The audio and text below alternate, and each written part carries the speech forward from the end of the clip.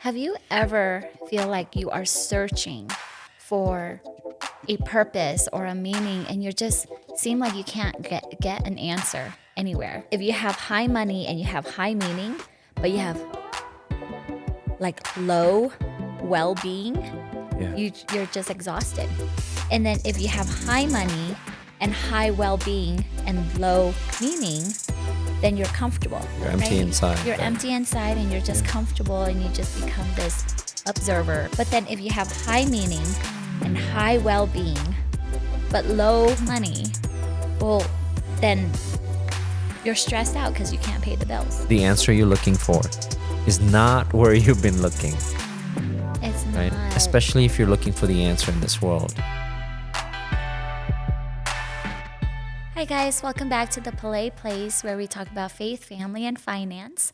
Our hope here is to help you guys build a legacy in those areas, okay?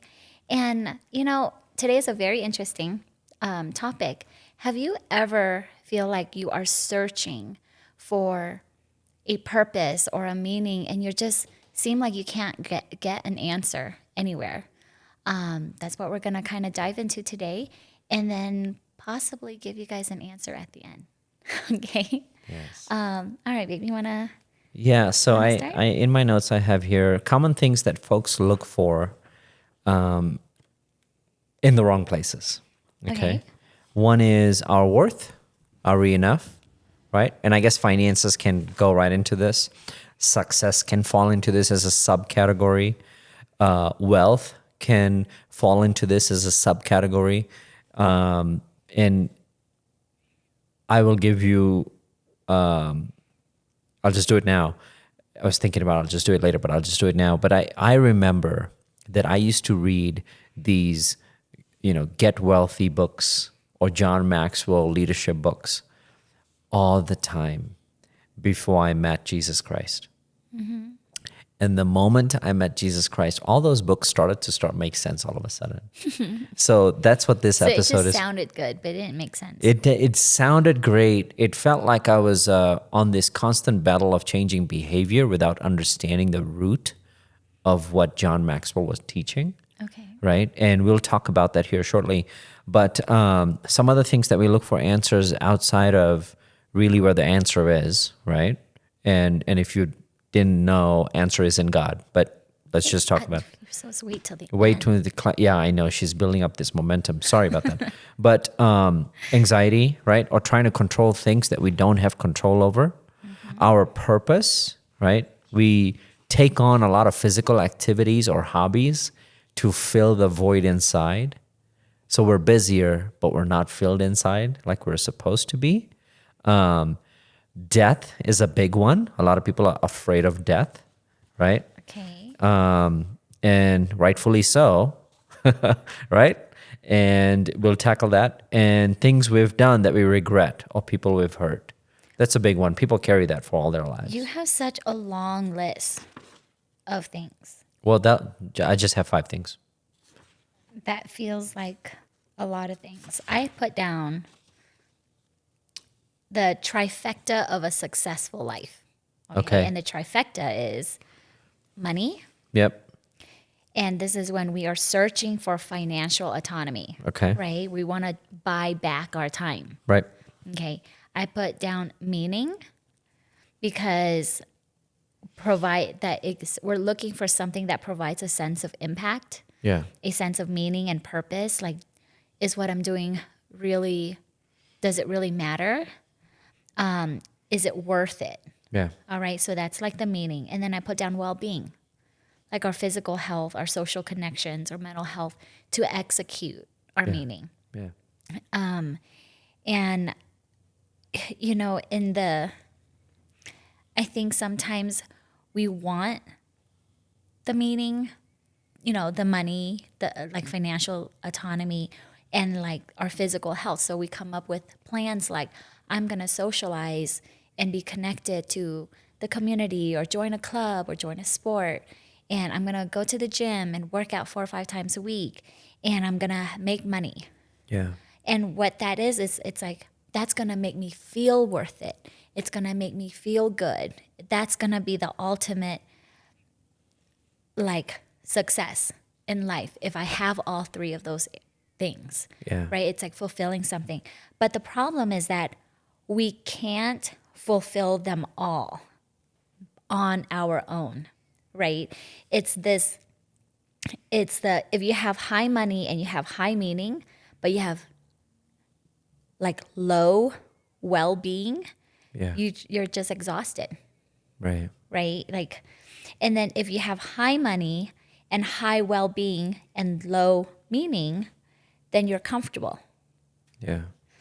But That's if true. You're empty inside. you're right? empty inside and you're just Yeah. comfortable and you just become this observer, Yeah. like floating through life, right? You have, okay, it pays well, and and I'm healthy and I have good connections with, but then you don't have this meaning in your work. Yeah. You don't feel satisfied. You just feel kind of numb, Right. right? But then if you have high meaning and high well-being, but low money, well, then you're stressed out because you can't pay the bills. It's like, this is such meaningful work, and I'm healthy and I'm socializing, have such good community, but now I'm stressed out with I can't pay my bills. Yeah. So the thing is, like, we can't. It would be awesome if we ourselves can have all three, Do it all. Yeah. right? And that, I think, as humans and in our natural, we desire that, we want that. Yeah. The truth is, we can't do that on our own. The problem is that it's very you focused. It's very and it's like, I have to do this. I have to figure this out on my own. I have to achieve this. I have to make this work. I'm not going to be happy, successful, or whatever it is if I don't have all three, Yeah. right? Versus if you're Christ focused, it's I can do all things through Christ who strengthened me. Yeah. Versus he who has started good work in me will complete it. Right. Versus in all these things, I am more than a conqueror through him who loves me. So why? It's like it's like, okay, you're not on your own. Like, you can still have all this and you don't have to do it by yourself. Yeah. Yeah, that's awesome. I guess the big question that I have is, so why do all the answers come in Christ? Because some folks, I mean, I have friends that believe this way, which is, yeah, God's probably real, is what they say. Okay. But what I don't think he's interested in is helping you figure out your minute little problem. He's got a world to run potentially. I think there's a big misconception on who God is. Yeah. Like, they think of Tell me God, more. like, I think there's this misconception of how people think he is this giant God that is controlling us like we're like a chess game, Yeah. or there is this, he has bigger things to worry about than you. Yeah. And I don't think that's true. The controlling piece is a little easy for me to handle, because we wouldn't have choice if that was the case. Yeah. Like, we all have a choice. I could actively make a bad decision right now. Like, that's totally zero control. Like, he'll be like, okay, fine, it's your choice. I've given you authority to make a choice. So obviously it's in his book as well. Yeah. Right? Like, he even says it, like, in front of you is life and death. Please pick life. Right? Yeah. Like, kind of like how we talk to our kids. So go ahead. You were going to make a point. Well, I was going to say that I think if you don't know, we talk about this all the time, guys. It's like the relationship with God, Yeah. right? Like, if you don't know him, you don't know what he has for you and what he's capable of doing for you. Yeah. And so it's so important. It goes back to the relationship, and don't just know of God, like, really know him, and it's personal. Yeah. He in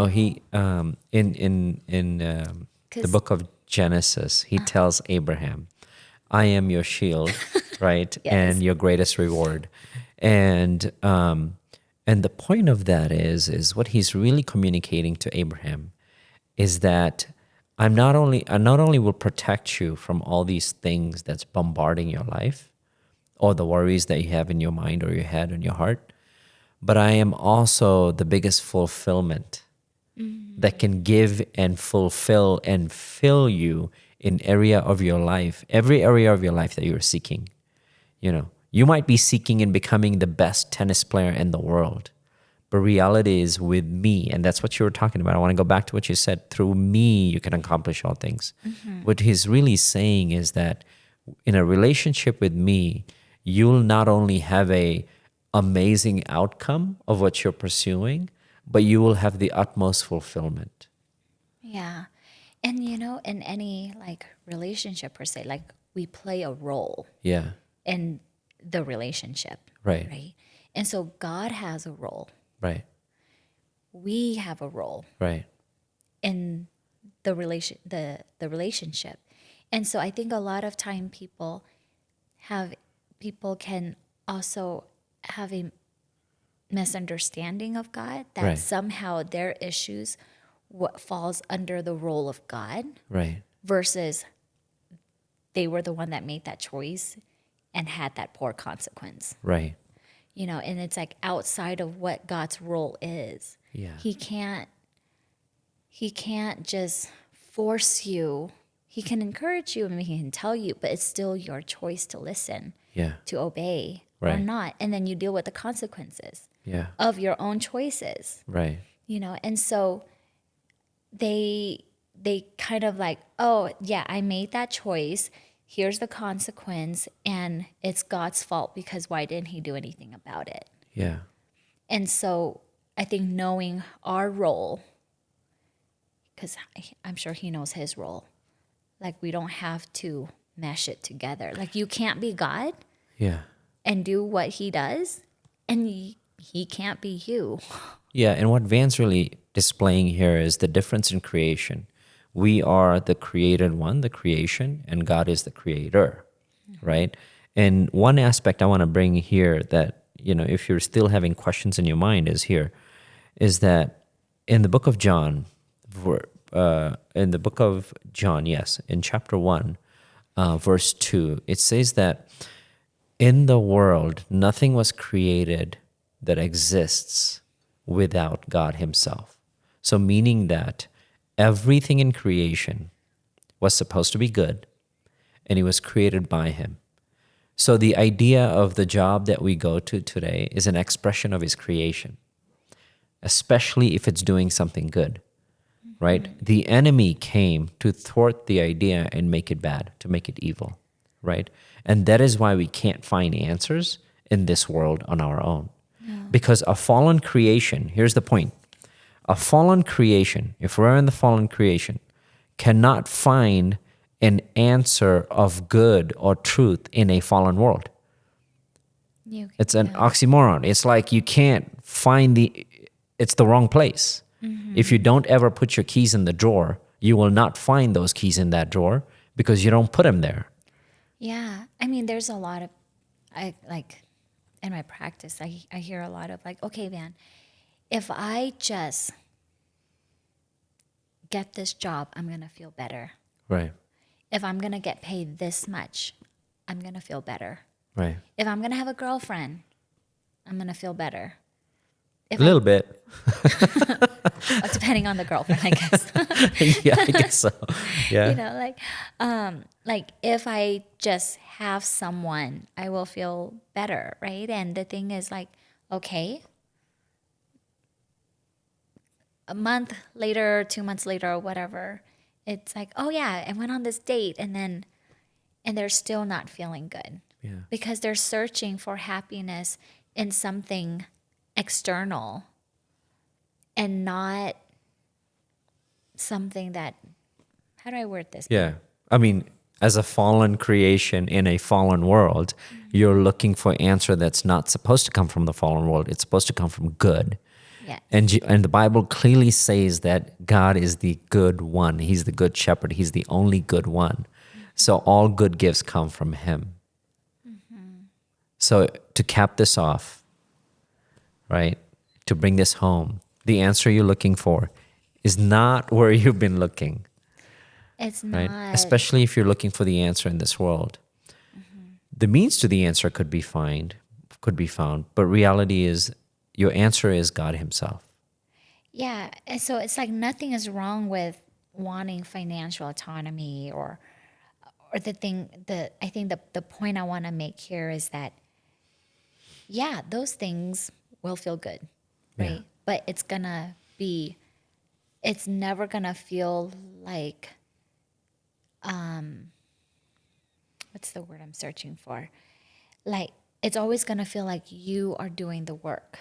Yeah. And maybe it's gonna feel good because it's a boost in the ego. I did that. I built that. But deep down, it's not maintainable. No, true fulfillment is everlasting. In John 3:16, it clearly says that God so loved the world that he gave his only begotten son, so that whoever believes in him may have everlasting life. So it's everlasting fulfillment, Yeah. right? You have to start over tomorrow or next month or next year or when that project And gets it's always gonna destroyed. be you, like It's your work. always going to And be on you. We have willpower, and you can totally do that. Yes. But that's exhausting, guys. It's just so much easier to just partner up with God.